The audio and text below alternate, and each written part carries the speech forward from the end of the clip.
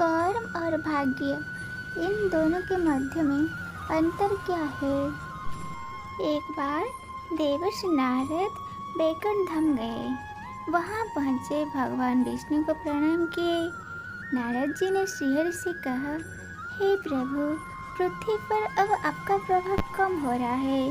धर्म की राह पर चलने वाले को कोई अच्छा फल नहीं मिल रहा है और जो पाप कर रहे हैं उनका भला हो रहा है। तब श्रीहरि ने कहा, ऐसा नहीं है देवर्षि, जो भी हो रहा है सब नियति के माध्यम से हो रहा है। नारद बोले, मैं तो देख कर आ रहा हूँ प्रभु, पापियों को अच्छा फल मिल रहा है, भला करने वाले धर्म के रास्ते पर चलने वाले लोग को बुरा फल मिल रहा है।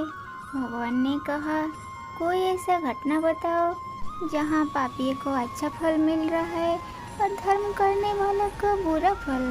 तब नारद जी ने कहा, अभी एक जंगल से आ रहा हूँ। वहाँ एक गाय दलदल में फंसी हुई थी, कोई उसे बचाने वाला नहीं था। तभी एक चोर उधर से गुजरा और गाय को फंसा हुआ देखकर भी नहीं रुका। वह उस पर पैर रखकर दलदल लांघकर निकल गया। आगे जाकर चोर को सोने की मोहर से भरा एक थाली मिली और थोड़ी देर बाद वहाँ से एक वृद्ध साधु गुजरा। उसने उस गाय को बचाने की पूरी कोशिश की, पूरे शरीर को जोर लगाकर उस गाय को बचाने लगा। मैंने देखा कि गाय को दलदल से निकलने के बाद वह साधु आगे गया तो एक गड्ढे में गिर गया। प्रभु बताइए, ये कौन सा न्याय है? नारद जी की बात सुन के प्रभु बोले, ये तो सही हुआ।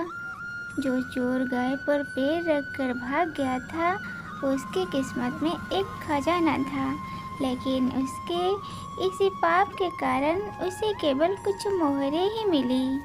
वहीं उस साधु का गड्ढे में इसीलिए गिरना पड़ा क्योंकि उसके भाग्य में मृत्यु लिखी थी, लेकिन गाय को बचाने के कारण उसके पुण्य बढ़ गए और उसकी मृत्यु एक छोटी सी चोट में बदल गया। इंसान के कर्म से ही उसका भाग्य तय होता है।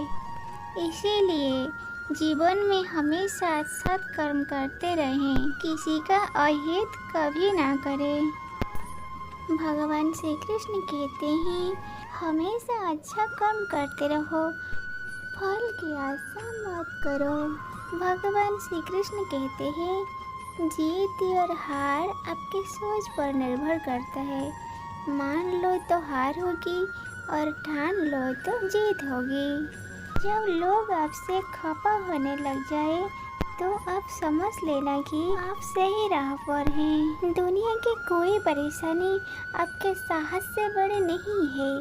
यदि किसी काम को करने में डर लगे तो याद रखना, ये संकेत है कि आपका काम वाकई में बहादुरी से भरा हुआ है। किसी के पैर में गिरकर कामयाब पाने से बेहतर है अपने पैर पर चलकर कुछ बनने की ठान लो। अगर सफलता पानी है तो कभी वक्त और हालत पर रोना नहीं। मंजिल दूर ही है सही, पर घबराना नहीं, क्योंकि नदी कभी नहीं पूछती कि समुंदर अभी कितना दूर है। छाता और दिमाग तभी काम करते हैं जब वो खुले हो, बंद होने पर दोनों बोझ लगता है।